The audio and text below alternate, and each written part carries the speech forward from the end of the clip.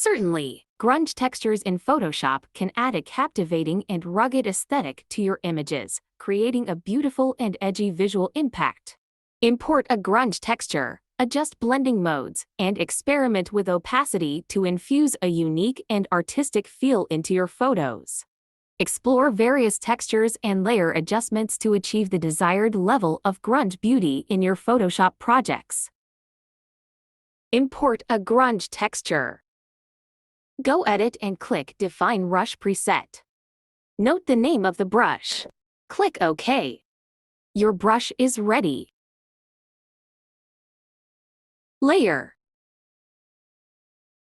Layer mask.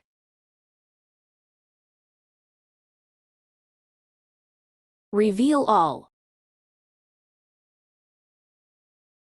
Click your brush. Place brush above your image layer. Experiment with color adjustments or desaturation to achieve the desired tone. This process can give your t-shirt design a trendy and vintage look, adding character and uniqueness to the final product.